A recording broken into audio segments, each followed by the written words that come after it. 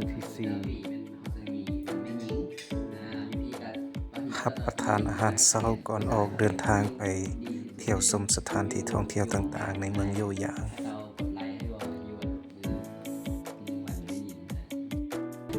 กำลังเดินทาง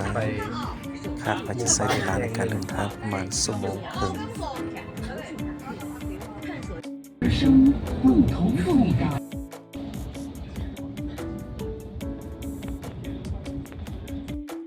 เดี๋ยวนี้พอเข้ามาถึงสถานที่ท่องเที่ยวไม่พันปีและโฮมสเตย์ของชนเผ่าทูจาสถานที่ท่องเที่ยวแห่งหนึ่ง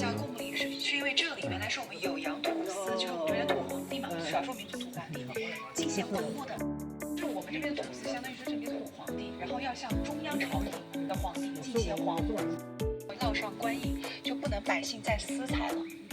就这些树木会有朝廷的人来印上。对，我们这里是从这里到阿蓬江，然后汇入乌江，进入长江，然后从京黄大运河送到北京，都是需要2到3年。2到3年才能送到，对，就很长，因为古代。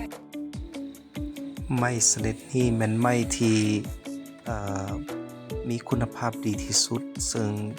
จะบ่เน่าบ่เปื่อยแล้วก็แมงหรือว่าปลวกจะบ่กินตามการบอกเล่าของไก่น้ำเที่ยวแมนไม้ชนิดนี้หัวหน้าเผ่าทูจาในเมื่อก่อนจะนำไปให้ฮ่องเต้อยู่ที่ปักกิ่ง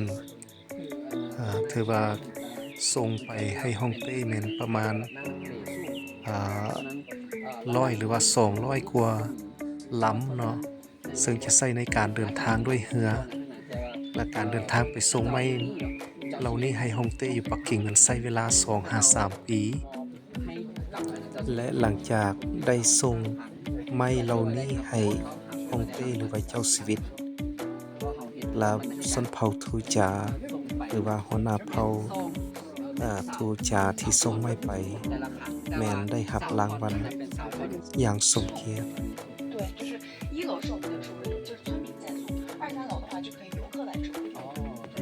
ตัวนี้จะเป็นมันเป็นการกำหนดเนาะก็คือเหมือนที่พระถนนอยู่ชั้น1จะเป็นชั้นที่จะพ้อมเหมือนอยู่แต่ชั้น2ชั้น3จะเป็นชั้นที่เห็นเป็นเหมือนภาพครับแบบเป็นโฮมสเตย์เนาะ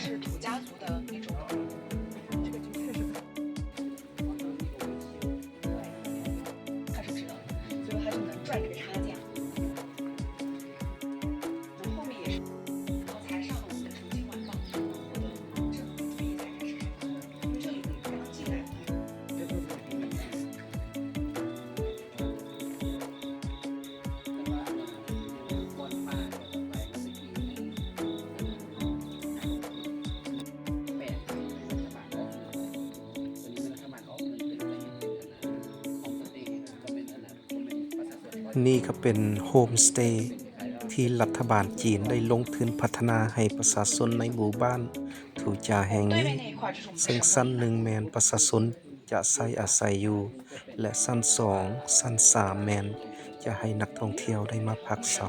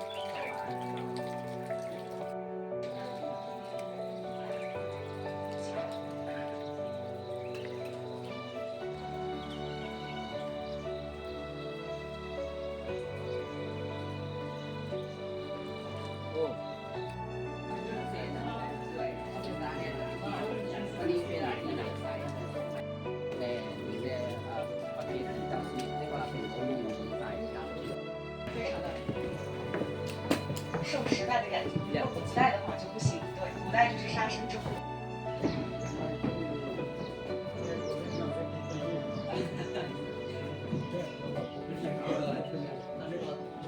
但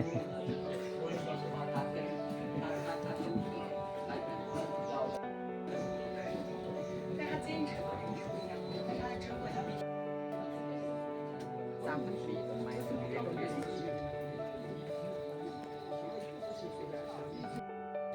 它翻了很多很多倍， เลี้ยงไปก็ตั้งไว้เท่านี้ว่า 1万个倍，对对对。 ระดับที่แซนอยู่นู่นจะอยู่บนไล่เขาไล่ประมาณที่ว่าหนึ่งอันนั้นหนึ่งอันนั้นไม่ก้อน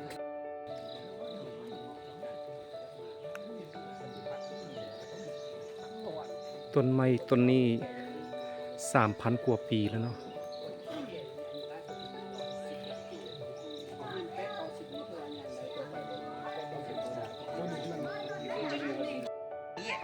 然后所以就变成这样，中间好像干枯了的样子。 อ๋อ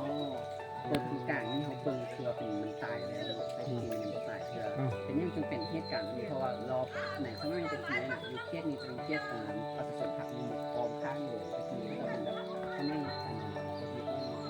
เหมือนนี่แล้วฟ้าผ่าตรงนี้แหละเราข้างเนี่ยเป็นเหมือนไม้ซ่อมมือซ่อมคืนไม้อันนี้มันเป็นแบบซ่อมมือซ่อมคืนเป็นป่าแต่ว่าไม้พอกนี้ก็เลยว่ากลายเป็นทุกห้างทุกอย่างจะเป็นตัวมอปลาที่เป็นสีปลาตัวที่มีสร้างเป็นสี 然后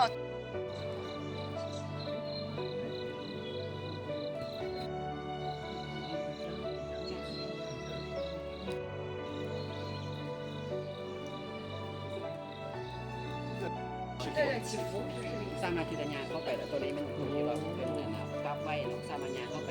รูปเนาะเพื่อข้อพอดได้เข้าไปทางกลางเพื่อเป็นรูป นี่ก็แม่นบอนบูชาขอพรจากต้นไม้ 3,000 กว่าปี โดยอิงใส่ความนับถือของเผ่าทูจา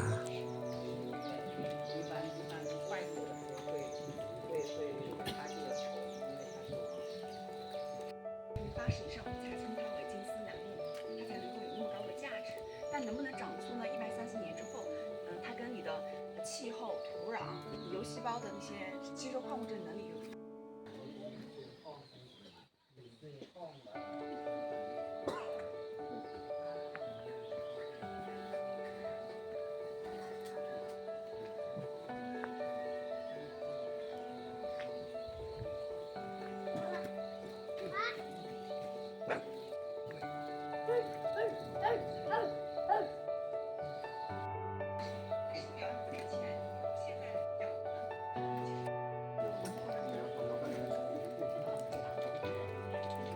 讲戏图的话呢，认为神明肯定会听到，是这样的，这个就是我们的寿字书。 หลานบอกว่า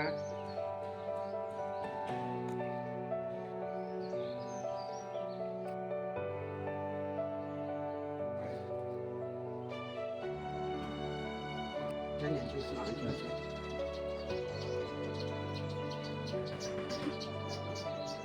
ไปที่ย่างซีน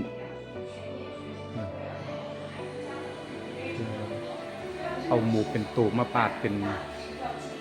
อันเป็นสิ้นแล้วก็มาย่างเนาะ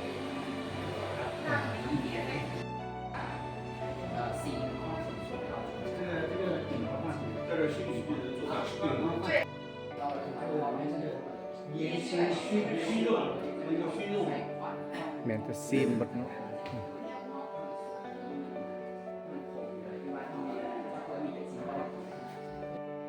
ผู้เลี้ยงปล่อยแล้วก็ปล่อยมันลอกอะไรคล้ายๆแบบหมู่บ้านเนาะตัวนี้นะ หมูลาด หลาน เขาเจ้าเฮ็ดเส้นอันพวกเขามากินใส่เสส่วน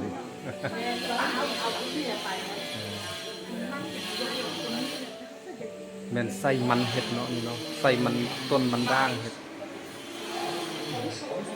ถ้าถามคือเดี๋ยวเห็นเนาะ 你喝完了哈。 ถังเหล้าเด้อนี่ 摔掉。 เขาเจ้าผลิตเหล้า 回来搞一碗去。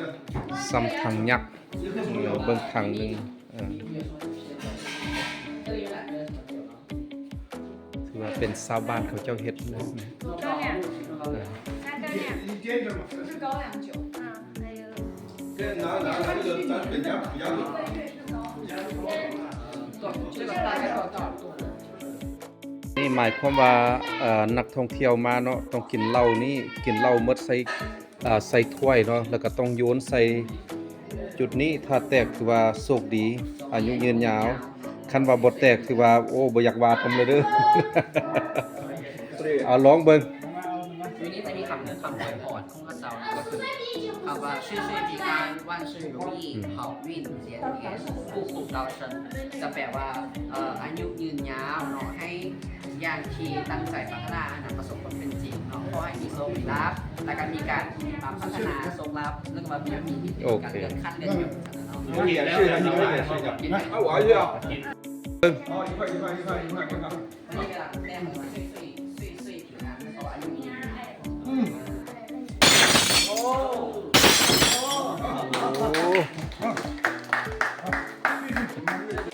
เป็นหอผลิตภัณฑ์เกี่ยวกับไม้ชิงซื่อนานตัวไม้ใหญ่ๆที่พวกเขาย่างไปเบิ่งที่ผ่านมาไม้ประเภทนี้บ่แม่นอันถึกไฟไหม้เนาะมันตั้งเป็นแล้วนี่มันตั้งเป็นสีดำเลยนี่เป็นจุดที่ไม่ถึกฝังในดินระยะยาว ต้นไม้ตัวนี้จะได้นะมี เป็นจุดที่ค้นพบไม้ประเภทนี้เนาะแต่ถึกฝังดินเป็นหลายพันปีผ่านมาซึ่งไม้ประเภทนี้แม่นนำมาเฮ็ดเป็นหน้ากากเนาะ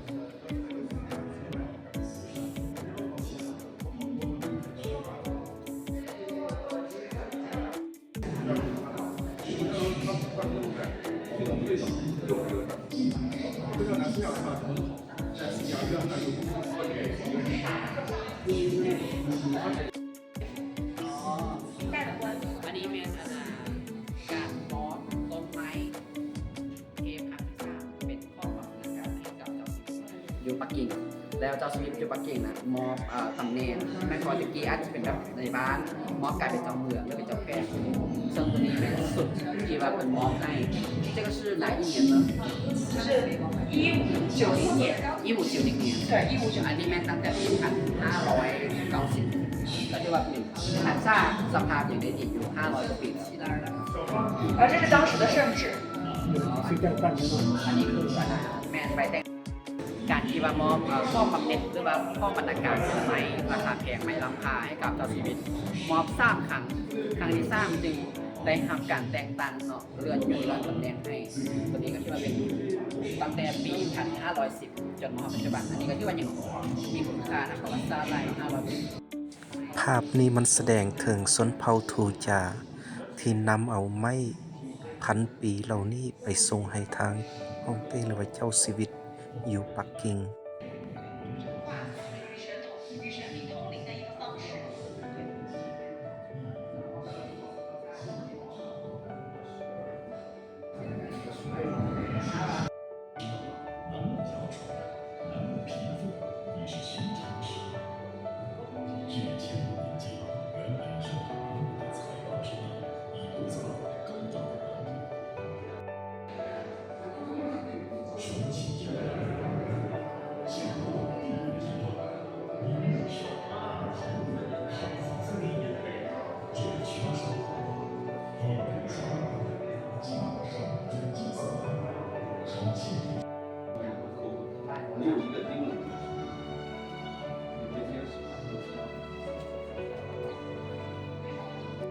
โต๊ะน้ำสามังกร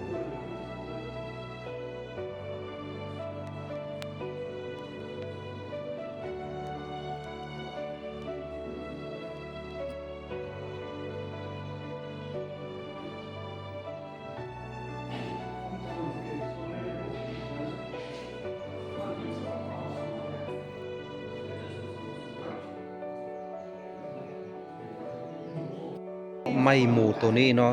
ราคาอยู่ที่ 2,300 เงินกีบก็จะตกอยู่ 7-8 ล้านเนาะเฉพาะตัวนี้เนาะมันก็ซ้ำฝ่ามือสิเนาะ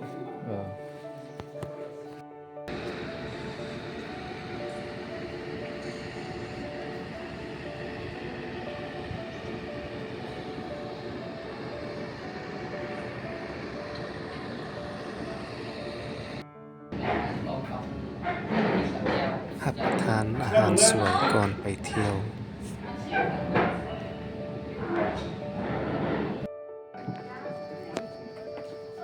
กำลังเดินทางลงท่าเรือ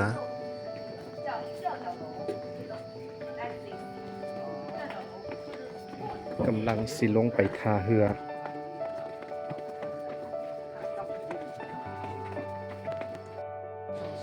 我领小李子们，这边这边。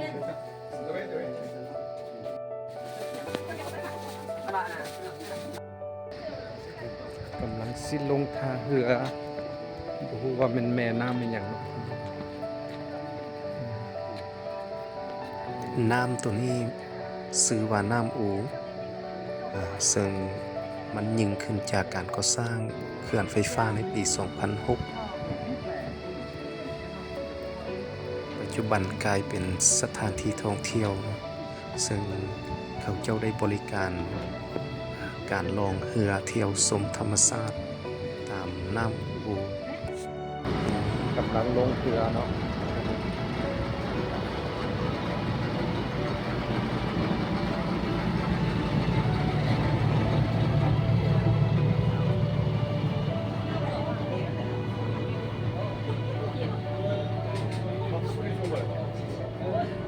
我那个看到牌都可以。我知道我坐哪里了，坐哪里了。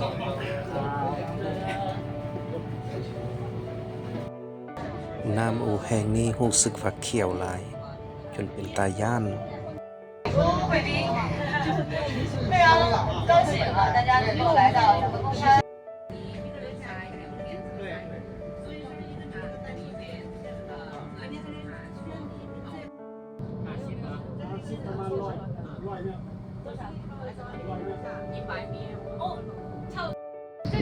เดี๋ยวนี้พวกเขาก็ขึ้นมาสั่นถึงสันดาดฟ้าเพื่อชมธรรมชาติทั้งสองฝากฝั่งน้ำอู 大家待会如果要拍合照的话，就在这一块儿，然后这样拍，拍出来就比较好看。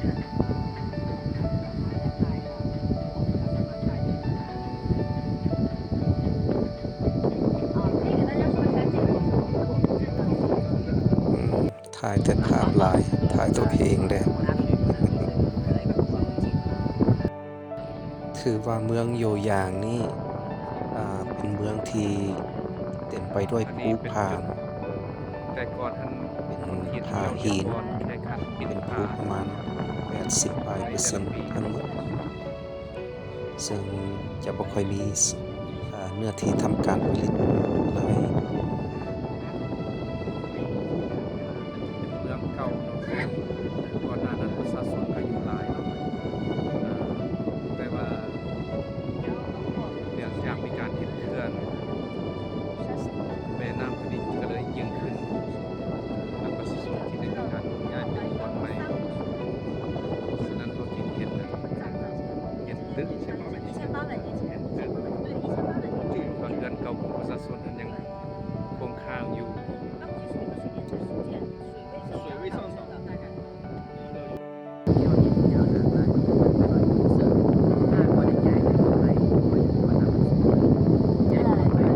以前这儿都有人。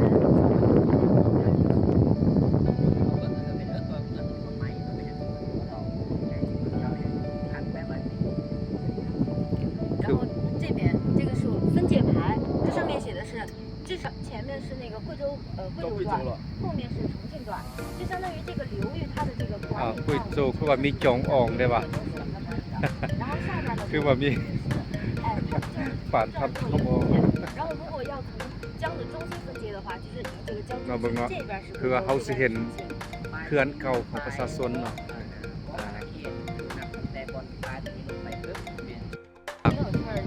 เมืองขัวนี้จะเป็นเมืองคุยโจ แล้วก็สายน้ำนี่จะเป็นสายแดนฝั่งนี้จะเป็นชงชิ่งคือฝั่งไทยฝั่งลาวนี่แหละปัจจุบันนี้ไปอยู่หมดแล้วเดือนเรามีประชาชนได้ย้ายออกไปหมดเขื่อนจำนวนหนึ่งก็จมน้ำอยู่ใต้บาดาลพุ่นละ ใต้น้ำพุ่นละประมาณ100กว่าเมตร 真的。This is face and hand.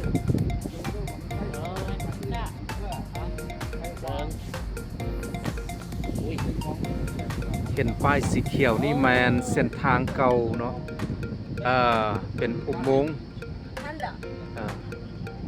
เป็นเส้นทางเก่าที่ผ่านในอุโมงค์ And this ถือว่า monkey น้ำ is ขึ้น not like monkey. ก็เลย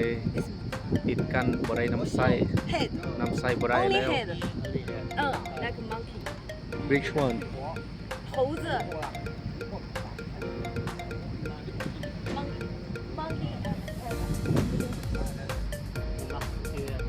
什么面？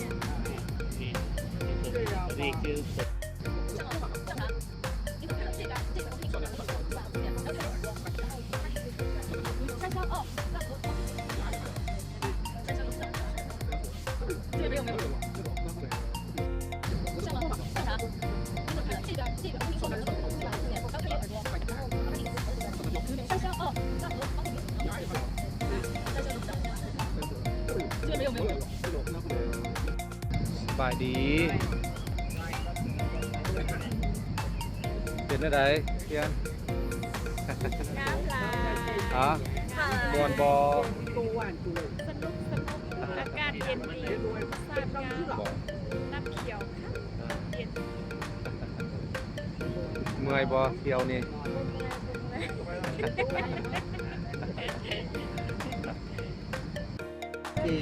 这你带到中国。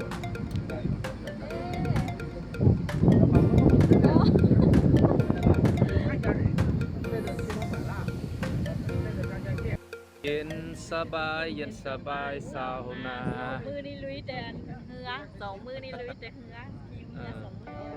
สนุกขี่เหือเอาอากาศสดเย็นดี แม่เนาะ น้ำเขียวอุ้มทุ่ม เขาจะพวกนี้มันเป็นบ้า ตอนกินเหล้าแล้วพอห้องเลยกินนั่นก็แม่นลำของนักท่องเที่ยว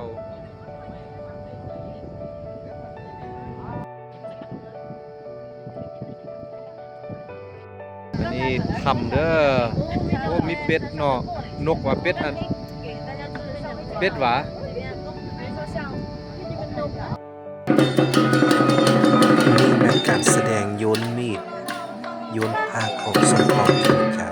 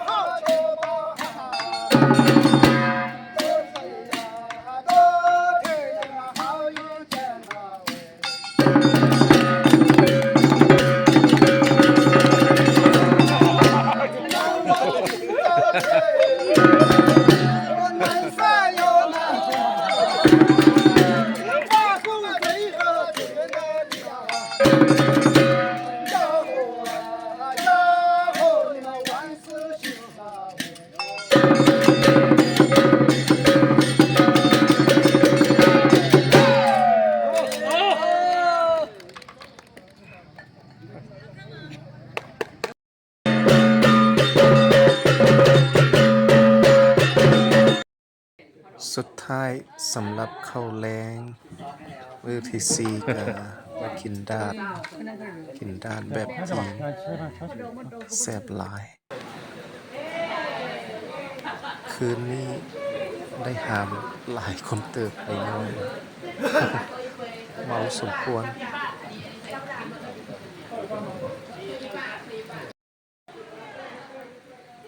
今天下雨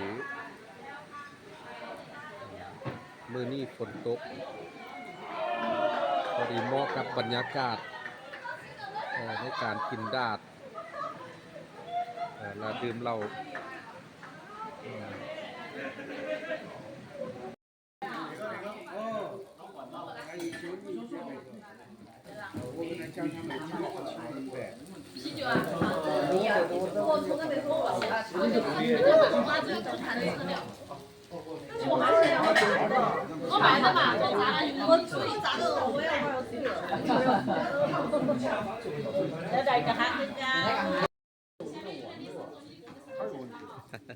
不知道啊，这个问题我就不知道了，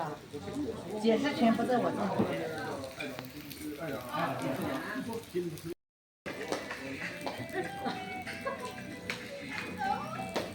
โอ้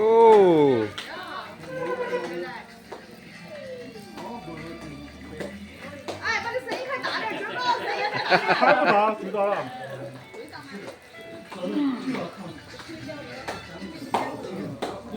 亲爱的，你慢慢飞，随着前面带刺的玫瑰。亲爱的，可若是心飞。 ไม่เขียนเต้นน้ำโอ 亲 เค 爱的，我跟你飞，让阳光送进小树林。亲爱的，你跳跳舞，爱的冬天不会有后悔。我们跌倒一天，这终身永相随。追逐你一生，爱和我千回。一生美。